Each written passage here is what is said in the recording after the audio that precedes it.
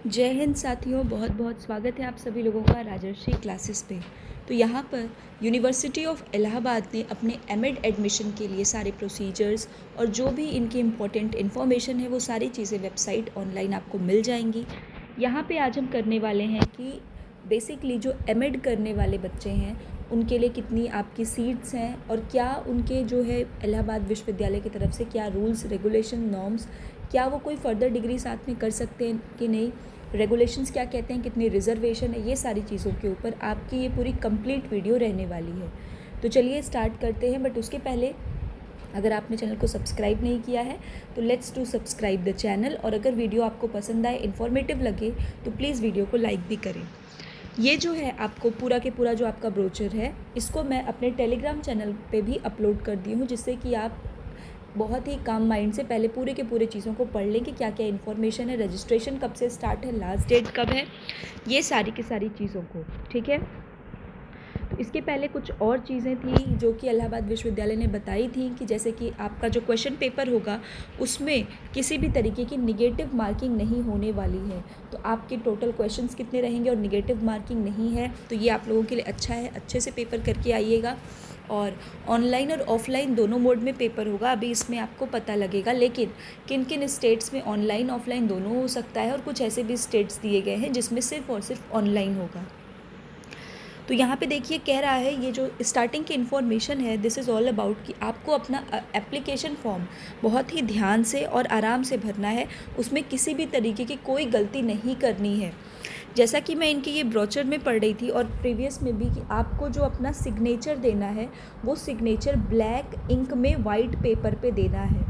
तो बहुत सारे लोग होते हैं ध्यान नहीं देते हैं, छोटी छोटी इन्फॉर्मेशन को ब्लू से कर देते हैं, तो आपकी एप्लीकेशन जो है वो रिजेक्ट होने का चांस भी हो जाता है। हालांकि इन्होंने कहा है कि अगर कोई ऐसी प्रॉब्लम आती है तो हम ईमेल पे कांटेक्ट करेंगे, तो अपने ईमेल को और नंबर को भी करेक्ट वेरीफाई हुआ ही दीजिएगा।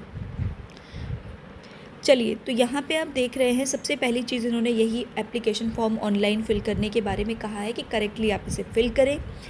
उसके बाद अगर किसी भी आपके ऑनलाइन एग्ज़ामिनेशन सेंटर या आपका जो सेंटर जहाँ पे जाएगा वहाँ पे 100 बच्चों से कम होगा तो उसके लिए नियरेस्ट एग्ज़ामिनेशन सेंटर जो है बच्चों के लिए वो अलॉट कर दिया जाएगा। इसके अलावा री इवैल्यूएशन की कोई भी प्रोविज़न नहीं है। इसका मतलब कि अगर आपने अपना एग्ज़ामिनेशन दिया, इफ़ यू हैव डाउट कि नहीं मेरे मार्क्स अच्छे नहीं आए हैं, मैंने जितना अच्छे से किया था, I need scrutiny, I need revolution, so ये सिस्टम यहाँ पे आपको प्रोवाइड नहीं किया गया है।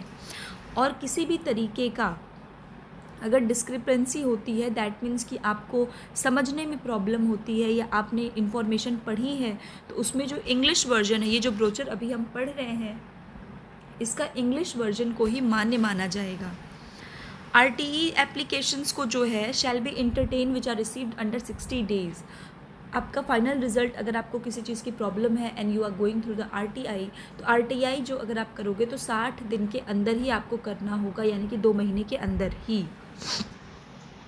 और कैंडिडेट को जब आप करो तो अपनी सब कैटेगरी भी आपको मेंशन करनी है with in along with your overall category, जैसे अनरिजर्व्ड में हो, SC ST OBC, otherwise EWS। Okay, and gap year अगर आपका ज़्यादा है तो यहाँ पर इलाहाबाद विश्वविद्यालय ने पहले से भी किया था कि आपका जैसे जैसे गैपिंग ईयर बढ़ता है आपके मार्क्स डिडक्ट होना शुरू हो जाते हैं, जो कि 5% से लेके 15% तक है, जिसको अभी हम आगे देखेंगे। टेबल में इन्होंने प्रोवाइड किया है जो क्लियरली आपको और समझ में आ जाएगा। इसके अलावा every candidate can view their answer sheet within 1 month of declaration of result, और आप अपना आंसर शीट देख सकते हो। प्रवेश भवन ये मेन आपका विश्वविद्यालय के अंदर है, आप जाओगे किसी से पूछोगे वो बता देंगे। 100 रुपये का टोकन अमाउंट वहाँ पे लगेगा। देखिए मैंने आपको बताया था ऑफलाइन और ऑनलाइन दोनों मोड पे अगर आपका है तो वो प्रयागराज, लखनऊ, कानपुर, गोरखपुर, वाराणसी, बरेली और न्यू दिल्ली में, ठीक। और सिर्फ ऑनलाइन जो आपका होगा ये 4 जगह पे होगा, भोपाल, कोलकाता, पटना और तिरुवनंतपुरम। नेक्स्ट ये इंपॉर्टेंट इवेंट्स मतलब आपके इंपॉर्टेंट डेट्स है। ऑनलाइन रजिस्ट्रेशन आपकी 25 से स्टार्ट हो गई है, आज है आपका 1 मई, ठीक। और ये आपका 16 मई तक चलने वाला है, और आप फॉर्म जितना जल्दी से जल्दी हो सके प्लीज़ फिल कर दीजिए, क्योंकि लास्ट टाइम पे क्या होता है ना कि पेमेंट होने के बाद भी उसमें ग्रीन ABCID बहुत सारे प्रॉब्लम्स हो जाते हैं बच्चों को। लास्ट ईयर भी जब हमने बताया था तो उसमें भी कुछ लोगों के एप्लीकेशन फॉर्म में क्लैरिटी नहीं हो पाई थी। कई सारे लोग जिनका एडमिशन जब आपका हो जाता है तो उसमें भी फिर आता है कि आपने फ़ीस सबमिट कर दी, अपने कोर्स को सेलेक्ट कर लिया, तो इसलिए ये जो प्रोसीजर होता है थोड़ा हेक्टिक होता है। तो आप कोशिश करें कि आप जल्द से जल्द भर लें। ऑलरेडी आपके 5 डेज़ हो चुके हैं, तो आप जल्दी से जल्दी अपना ऑनलाइन रजिस्ट्रेशन कर लें। और जो इम्पोर्टेंट डिटेल्स है, जैसे कि आप रजिस्ट्रेशन में कोई भी फर्दर चेंजेस नहीं कर पाएंगे एक बार आपने कर दिया सबमिट, तो उस चीज़ को आपको ध्यान रखना है। सब कैटेगरी लिख के ध्यान रखना है, ब्लैक इंक से करना है, ये सारी चीज़ें ध्यान रखनी है। आप एडमिट कार्ड 1 हफ्ते पहले अपने टेस्ट डेट की आप उसको डाउनलोड कर सकते हो। डेट जो है ये लोग बता रहे हैं कि टेंटेटिव डेट है, ये आपके जून के प्रथम सप्ताह में हो सकता है। नेक्स्ट यहाँ पे इन्होंने बताया है कि आपको क्या क्या चीज़ें करनी है। कुछ इम्पोर्टेंट और भी इन्फॉर्मेशन है। ये ब्रोचर मैंने टेलीग्राम चैनल पर पिन किया हुआ है, आप वहाँ से जा कर के इसको एक बार डिटेल में पूरा ज़रूर पढ़ें, ठीक है। हम लोग इसमें कुछ इम्पोर्टेंट पार्ट्स को ही कर रहे हैं। तो बेसिकली अगर आपको समझना हो तो इनका पूरा के पूरा जो है सेक्शन जो है वो एडमिशन का, वो 3 सेक्शन में इन्होंने यहाँ पे डिवाइड किया है। जो ये ब्रोचर आपको मिलेगा इसमें आपको सिलेबस भी इंक्लूड मिलेगा, बट इस वीडियो में हम सिलेबस डिस्कस नहीं करेंगे। सबसे पहला, ऑनलाइन एप्लीकेशन फॉर्म कैसे भरें, क्या भरना है वो आपको पता है, क्या नहीं भरना है वो मैंने आपको अभी बताया। Relevant portion of ordinance and regulations, आपको ये भी पढ़ना है कि आप जिस कोर्स में एनरोल्ड होने जा रहे हो, एमिड में एनरोल्ड होने जा रहे हो, तो उसको लेकर के क्या बेसिक ऑर्डिनेंस है, यूजीसी के क्या रेगुलेशंस है, जैसा मैंने आपको बताया एनसीटी की क्या गाइडलाइंस है। So you should know about that, और ये इस ब्रोचर में गिवन है। और सिलेबस क्या रहेगा आपके एडमिशन टेस्ट का। ओके, एप्लीकेशन फॉर्म को देखिए फिल करने का इन्होंने पूरा यहाँ पर आपको दिया हुआ है कि क्या होगा, कैसे होगा। और इन्होंने ये भी कहा है कि इस बुलेटिन का आप प्रिंट आउट करा लीजिए और गाइडलाइंस को केयरफुली पढ़िए ज़रूर, और read thoroughly the instruction. Online form को तो आपको जो फॉर्म है वो सबमिट करने के पहले आपको क्या करना है, उसको अच्छे से पढ़ लेना है कि all the information you have into that form, वो सारी की सारी इन्फॉर्मेशन करेक्ट होनी चाहिए, you can't change it. Okay, so आपको ये सारी जो भी आपके एकेडमिक रिकॉर्ड्स हैं, चाहे वो आपके हाई स्कूल हो, इंटरमीडिएट हो, ग्रेजुएशन हो, या आपने कोई और पीजी करा हो, जो भी है, वो सारी के सारे रिकॉर्ड्स आपके करेक्टली एज इट इज़ आपको वहाँ पे देने हैं। इसके अलावा ये बहुत इंपॉर्टेंट बात है कि अपनी लेटेस्ट पासपोर्ट साइज़ फ़ोटो दीजिएगा। कभी कभी फ़ोटोग्राफ को लेकर के भी थोड़ा सा वो होता है। और signature black ink on white paper, ये तो मैंने आपको पहले ही बताया है। और इसको कंप्यूटर के द्वारा स्कैन करिएगा ताकि जो फ़ोटोग्राफ और सिग्नेचर है वो ऑनलाइन फॉर्म में सबमिट किया जा सके। अगर आपने आपका ईमेल एड्रेस नहीं है तो उसको बनवा लीजिए, और जितने भी आपको ज़रूरत है, जैसे मैंने आपको बताया, जो भी आपको न्यूज़ जाएगी वो सारे आपके ईमेल पे ही जाएगी, that is related, that is important for your एमिड admission. इसके अलावा यहाँ दिया हुआ है कि जो ऑनलाइन मोड पे आप करोगे तो 1600 रुपये जो अनरिजर्व्ड कैटेगरी के बच्चे हैं ये उनके लिए है, 800 रुपये तकरीबन आपके EWS और OBC के लिए है, और okay, in case of unreserved, sorry 1600 is for all the 3, that is the unreserved category, EWS and OBC candidate, and 800 rupees is for SC ST and PWD candidate. Okay, get it. तो 1600 रुपये आपके जो बच्चे unreserved से हैं, या आप EWS से हैं, या आप OBC हैं, आपको देना है। और 800 रुपये अगर आप SC ST और PWD कैंडिडेट हैं, then you will go for it. Okay, there is no provision for the withdrawal of by candidate of his or her application or candidature for AMED admission test once he or she has submitted the former pursuant to the same remitted the test fees। अगर आपने fees को submit कर दिया है तो वापस लेने का कोई प्रावधान नहीं है कि आप ये कहें कि मैडम अब तो हम अपना फॉर्म भी वापस ले रहे हैं, मेरे पैसे दे दो, तो ये चीज़ नहीं होगी, ठीक। ऑनलाइन फॉर्म में बार बार देखिए स्ट्रांगली इन लोगों ने 2 से 3 बुलेट में ये चीज़ कहा है, स्ट्रांगली एडवर्टाइज़ कर रहे हैं कि to double check all the required entries जो आपने भरी हो वो कंप्लीट हो और करेक्टली हो ऑनलाइन फॉर्म में। इस चीज़ को ध्यान रखिएगा। वैसे आप लोग ऑलरेडी इतने स्मार्ट हो कि आप लोग अपनी इन्फॉर्मेशन को करेक्टली ही फिल करोगे। Okay, so scan photograph along with signature, याद रखिएगा फोटोग्राफ के पास सिग्नेचर होना भी ज़रूरी है, दोनों आपको वहाँ पे करना है और रेलेवेंट कॉलम में आपको फिल कर देना है। अब आपने जब इसको फिल कर दिया तो fill shall not be accessible at the website और PG in date of accessibility. Okay, तो आप यहाँ पे कर दोगे, ये बता रहे हैं कि आपको जो आपने अपना ऑनलाइन फॉर्म सबमिट करा होगा वो आपको यहाँ पे विजिबल या एसेसिबल नहीं होगा। आपको क्या करना है, पासपोर्ट साइज़, आई फील कि इसको हम लोगों ने पढ़ लिया है।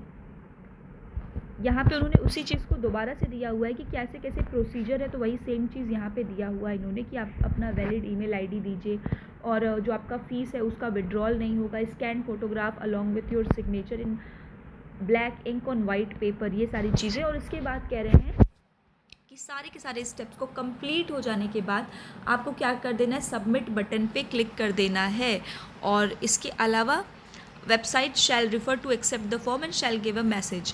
तो आपको ये भी बता रहा है कि ये नहीं कि सबमिट कर दिए लैपटॉप बंद कर दिए, सबमिट करने के बाद वेट फॉर 60 सेकेंड्स और वेट फॉर 1 to 2 मिनट्स। इससे क्या होगा कि वेबसाइट आपको तुरंत ही इंडिकेट करेगी, वो रेड करके आ जाता है कि यहाँ पे आपने क्या कर दिया है कि इस इन्फॉर्मेशन को फिल नहीं किया है, इधर दिस इन्फॉर्मेशन इज़ फॉल्स, या आपका ये डॉक्यूमेंट प्रॉपरली अपलोड नहीं है, या जितने MB में इन्हें चाहिए उतने में नहीं है। तो वहाँ से आप क्या कर सकते हो, फिर से आप उसको सही करके वहाँ पे कर सकते हो।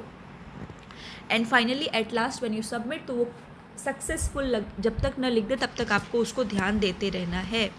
एडमिट कार्ड के बारे में मैंने आपको बता दिया, 1 वीक बिफोर द एग्जामिनेशन आपका टेस्ट जब होगा उसके 1 हफ्ते पहले आप करा सकते हो। और जो रजिस्ट्रेशन आप करो उसकी हार्ड कॉपी ज़रूर अपने पास प्रिंट करा के रख लो, so that in case of any discrepancy आपके पास वो चीज़ हो डॉक्यूमेंट कि भाई देखो मैंने ये भरा है और मेरे पास है। नहीं हार्ड है तो अपने फ़ोन में एटलीस्ट सॉफ्ट तो आप ज़रूर ही सेव कर लीजिए, ओके, अपने लिए। एडमिट कार्ड आपका वहाँ पे roll number, test centre detail, सारी चीज़ें आपको यहाँ पर गिवन होंगी। Now the most important section, what are the rules regulations ordinance tell about the MEd course when you are pursuing it. तो यहाँ पे एमएड जो है ये ऑर्डिनेंस के अंदर गवर्न हो रही है। AU में जो है आपकी 62 सीट्स है, ठीक, और ये NCT के ऑर्डर के अकॉर्डिंग कह रहे हैं कि थोड़ा बहुत इधर उधर होती है। आप मान के चलिए कि 62 सीट्स है, 2 साल का कोर्स होता है, 4 सेमेस्टर यहाँ पर होते हैं। और इन केस अगर कोई भी प्रॉब्लम है, आप एग्ज़ाम नहीं दे पा रहे, तो मैक्सिमम 3 ईयर्स आपको दिए जाएंगे इस कोर्स को कंप्लीट करने के लिए। यहाँ पे कुछ चीज़ें दे रही हैं कि इस ऑर्डिनेंस में एडमिशन का मतलब है कि आप एडमिशन एमएड में ले रहे हो, और क्या क्या चीज़ें कैंडिडेट का मतलब है जो कि उसके क्राइटेरिया को फुलफ़िल कर रहा है कि एमएड में आ सकता है, मतलब प्रायर में बीएड उसके पास हो या BTC DLED what ever the thing is वो उसके पास हो। कंप्यूटेड मार्क्स कह रहा है कि इस प्रोविज़न के अकॉर्डिंग कंप्यूटेड मार्क्स क्या मार्क्स होंगे कि बच्चे ने जो मार्क्स उस टेस्ट में पाया है उस एडमिशन टेस्ट में जो कि उसके लिए इस एमएड कोर्स के दौरान हो रहा है। Now this is something interesting कि कैंडिडेट जो एमएड प्रोग्राम में ले रहे हो उनको कम से कम 50% मार्क्स अपने बीएड में लाना है, और वो बीएड का कॉलेज कौन सा होगा, कोई ना कोई रिकॉग्नाइज्ड जो है वो कॉलेज होना चाहिए जो कि NCTE के लिस्ट में होना चाहिए, ओके। रिजर्वेशन आपके जो हैं तो आपके सेंट्रल गवर्नमेंट में जैसा है उस तरह से ही ये लोग करेंगे, जैसे कि सेंट्रल गवर्नमेंट में भी रिलैक्सेशन जो है वो 5% का दे दिया जाता है SC ST OBC PWD को। और इसके अलावा जो है आपको ये पता ही है कि पहले 55% है अगर आप UG में भी PG में जाते हो तो एमएड भी आपका जो है PG का डिग्री है, यहाँ पे 50% मार्क्स आपके बीएड में होने चाहिए। इंपॉर्टेंट चीज़ ये है। और इसके साथ ये भी बहुत इंपॉर्टेंट चीज़ है, क्योंकि इनके पास सीटें जो है वो लिमिटेड हैं, ओनली 62 सीट्स हैं, तो जो आपके मार्क्स आएंगे वो मार्क्स बहुत ही इंपॉर्टेंट हैं। तो अगर आपका गैप ईयर है या देयर वॉज सर्टेन प्रॉब्लम है कि जहाँ पे आपके मार्क्स कट डाउन हो सकते हैं, तो you have to score the highest marks in the entrance, otherwise आपकी सीट जो पाने का चांस है वो धीरे धीरे कम होता जाएगा, अभी आप देखेंगे। The university reserve the right to refuse admission to the candidate without assigning reasons and make changes from time to time.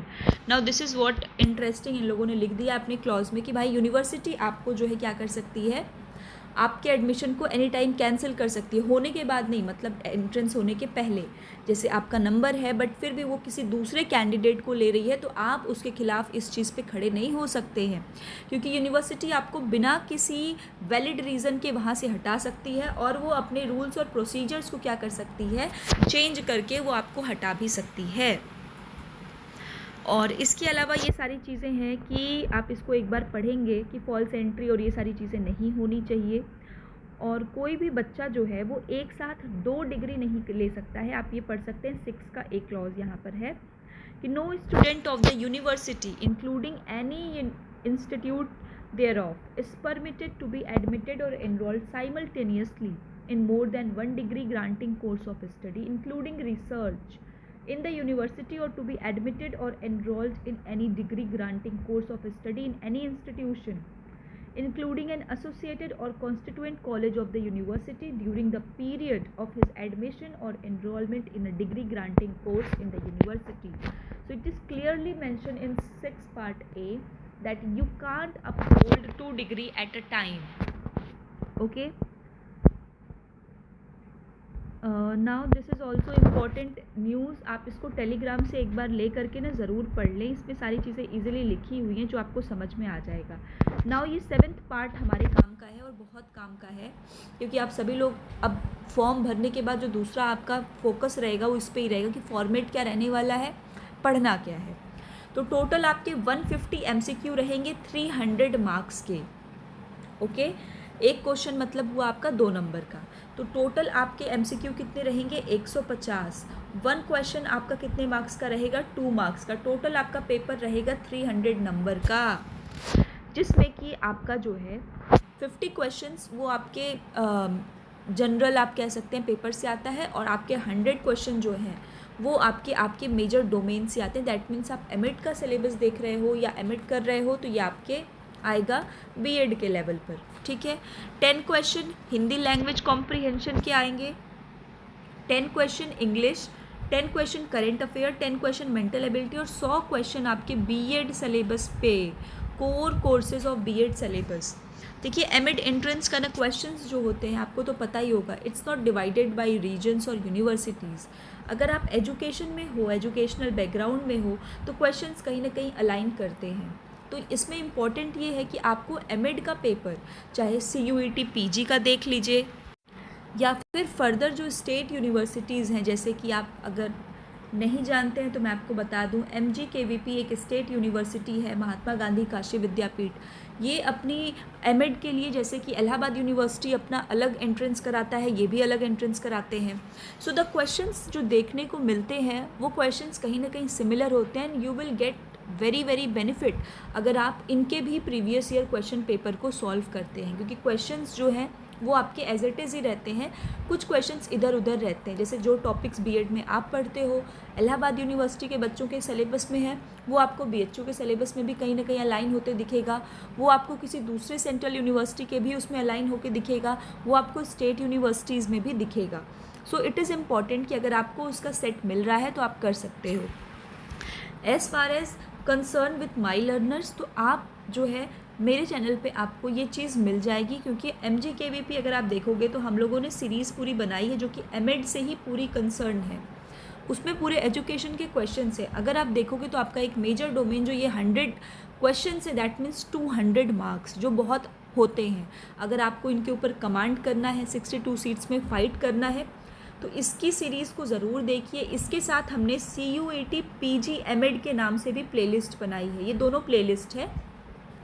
इसमें भी आप देखेंगे तो प्रीवियस ईयर जो CUET PG एमएड का आपका पेपर है वो कराया गया है, उसको आप ज़रूर देखें। और इसके साथ इलाहाबाद विश्वविद्यालय का जो प्रीवियस ईयर क्वेश्चन पेपर है सॉरी, अगर आपको वो भी अवेलेबल है तो आप उसको करके ज़रूर जाएं।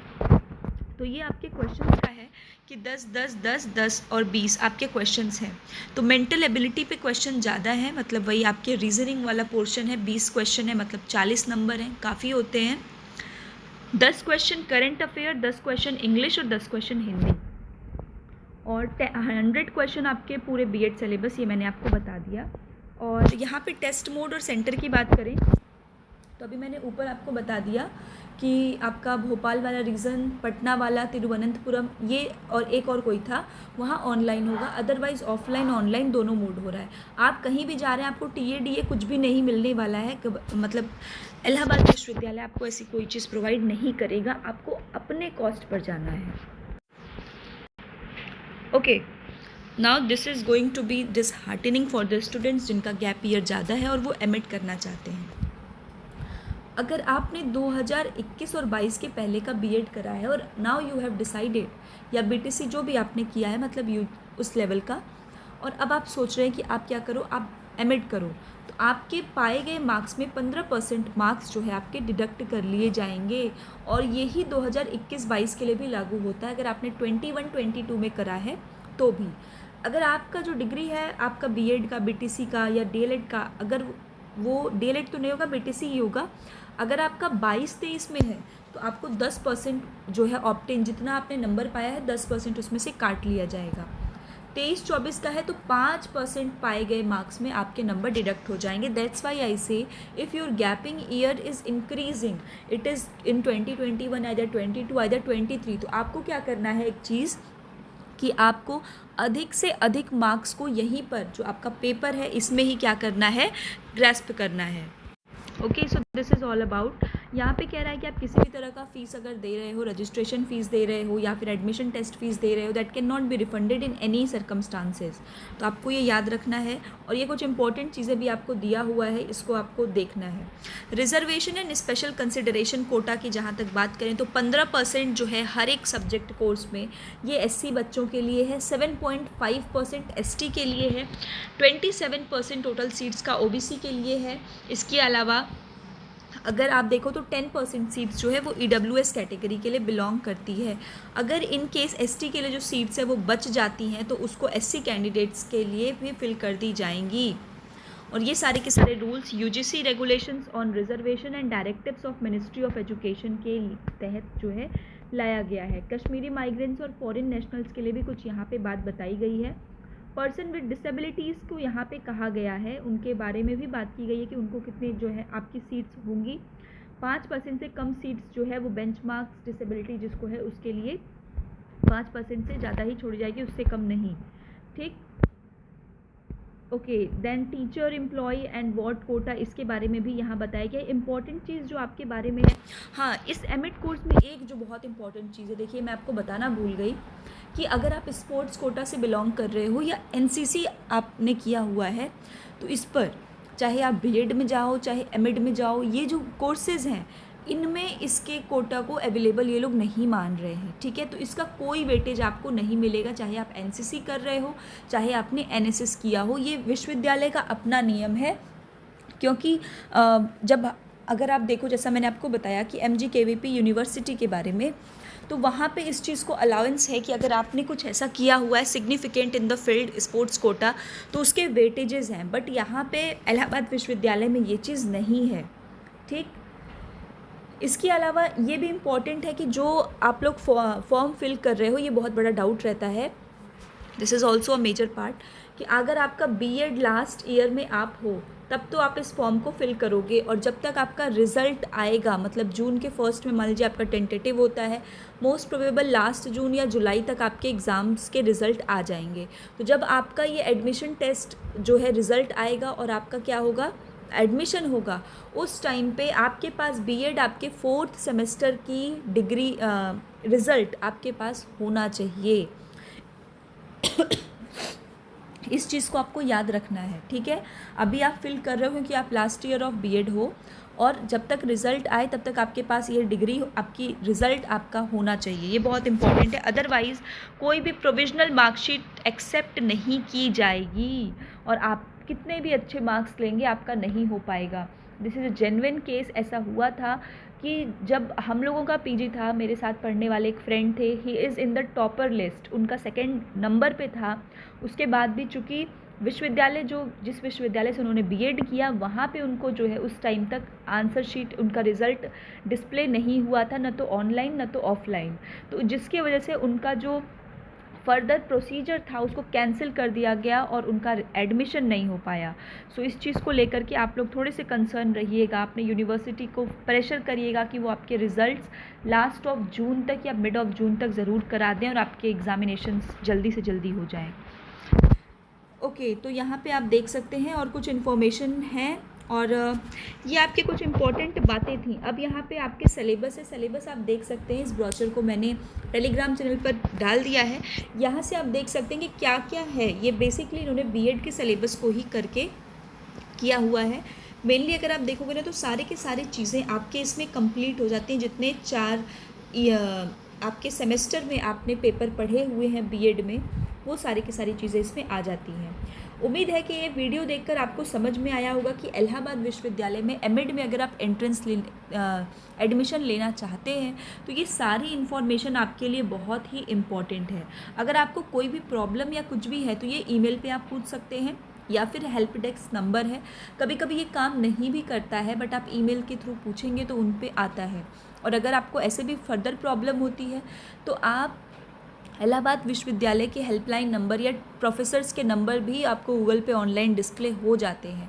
अगर आप वहाँ से जिस कंसर्न कोर्स है आपका एमएड है तो आप उसके एचओडी या उसके टीचर्स के साथ भी कांटेक्ट कर सकते हो वहाँ से।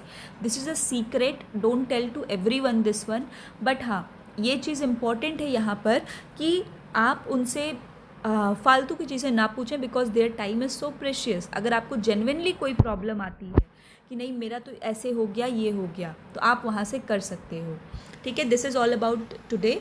Hope this video makes your entrance test more easier और आप यहाँ से रजिस्ट्रेशन जल्दी से जल्दी कर लीजिए और बाकी जो डिटेल्स थी वो सारी चीज़ों को ध्यान रखिएगा। मिलते हैं नेक्स्ट वीडियो में, तब तक अपना ख्याल रखें, स्वस्थ रहें। जय हिंद।